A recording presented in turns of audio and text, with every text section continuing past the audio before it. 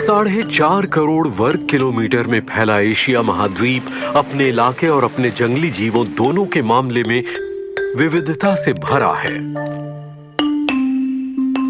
Union for conservation of nature बेहद मशहूर संस्था जो कुदरती दुनिया के हाल सबके सामने रखती है। इनकी रेड लिस्ट में दुनिया की अनजान से लेकर खत्म हो चुकी प्रजातियों को रैंकिंग। भारत का पश्चिमी किनारा करीब 1410 वर्ग किलोमीटर के दायरे में फैला है और यहीं मौजूद है बहुत खूबसूरत और विशाल गिर राष्ट्र। शुक्र है कि सन 1965 में गिर नेशनल पार्क और अभयारण्य बना दिया गया और एशियाई शेर को खत्म होने से बचा लिया गया। ये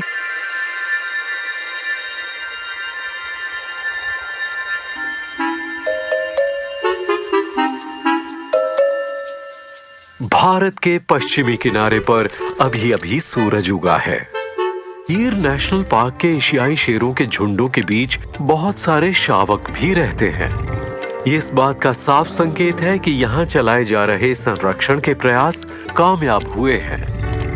एशियाई शेर के जबड़ों की ताकत भयानक होती है, करीब 45 किलो प्रति वर्ग सेंटीमीटर। ये इस इलाके में रहने के लिए बेहतरीन है क्योंकि इनके इलाके में बहुत सारे मवेशी के बच्चों की परवरिश इनके अफ्रीकी रिश्तेदारों की तरह ही होती है। शेरनी अपने बच्चों को पालती है, उनके लिए शिकार करती है और उन्हें जंगल में जीने के हुनर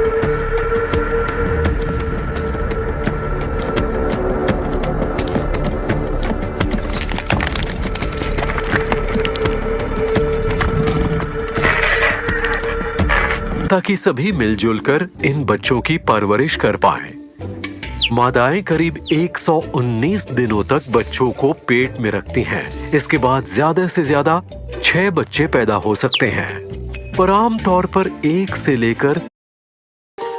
इन बेमिसाल शेरों को बचाने की गिर नेशनल पार्क की जोरदार कोशिशों के बावजूद एशियाई शेर आज भी खतरे में पड़े हुए हैं। एशियाई ज्यादा जी नहीं पाता। चूंकि एशियाई शेर के जीन्स में विविधता नहीं आ रही, इसलिए नई बीमारियों का खतरा पैदा हो गया है। इसके अलावा वातावरण में बदलाव के साथ वो खुद को बदल नहीं पा रहे, इसलिए एक बार फिर इनके खत्म होने के कगार पर पहुंचने का खतरा। द स्नो लेपर्ड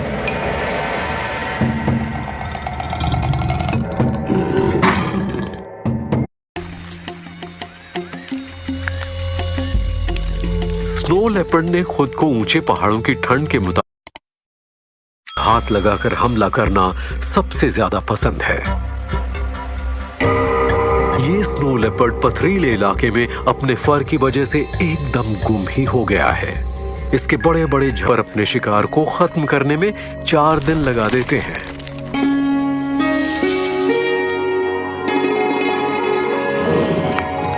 इस दौरान छिपकर रहने वाली ये बिल्ली अपने शिकार के आसपास ही रहती है और चटकीली रोशनी में इसे पहचानना मुश्किल बन जाता है।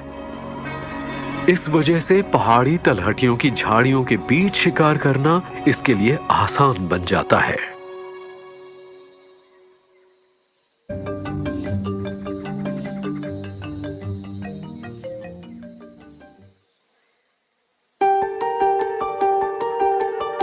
एक 1000 साल तक स्नो लेपर्ड इन पहाड़ों पर राज करते रहे हैं, बनता जा रहा है।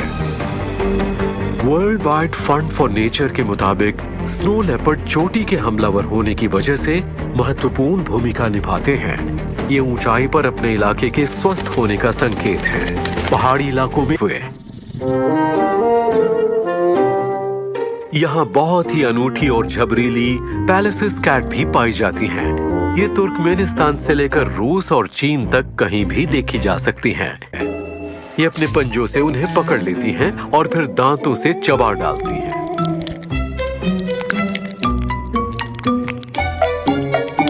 अगर इन्हें पानी में मछली पर घात लगानी है तो एकदम चौकन्ना रहना पड़ता है।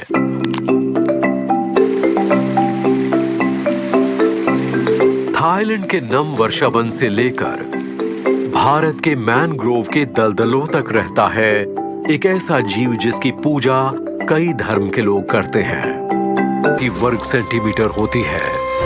ये अपने नाखूनों को पास के पेड़ पर घिसकर धारदार बना रहा है। ये खतरनाक हथियार शिकार में इसकी कामयाबी का बड़ा जरिया है और लंबाई थी 3 मीटर से भी ज्यादा। ये एक ग्रैंड पियानो जितना वजन है और ये ऊंचाई एक जिराफ से कुछ ही मीटर कम है। अगर नजर में पड़ गया तो बाघ शिकार को छोड़ देता है। ये शिकार का पीछा नहीं करता, न ही सामने से हमला करता है। उसे शिकार को अचरज में डालना पसंद है। इस तरीके से एक अकेला बाघ करीब 1100 किलो वजनी जंगली भैंसे को भी मार गिराता है। 6 दिन तक ही मिलन के लिए तैयार रहती है। अगर इस बीच इसे मिलन के लिए सही साथी चाहिए तो उसे इस बात का साफ इशारा करना पड़ेगा और वो यही करती है। वो अपने पेशाब के निशान लगाती है और पेड़ों पर नाखून के निशान भी। ये है कि आज बाघों की 80% तादाद सिर्फ भारत में रहती है। इनके इलाके के लगातार तबाह होने की वजह से बाघों की तादाद तेजी से घटी है और IUCN ने इन्हें खतरे में पड़ी प्रजाति तरह के नियम लागू नहीं होते, न ही इनकी हिफाजत की जा सकती है। सारे जानवरों को जंगल में आजादी से घूमने का हक है। सवाल सिर्फ खूबसूरत बाघ को बचाने का नहीं है, बल्कि इस नाजुक, शाही और महत्वपूर्ण भारत के दलदलों पर सूरज डूब रहा है और हिमालय की बर्फीली चोटियों पर अंधेरा घेर आया है।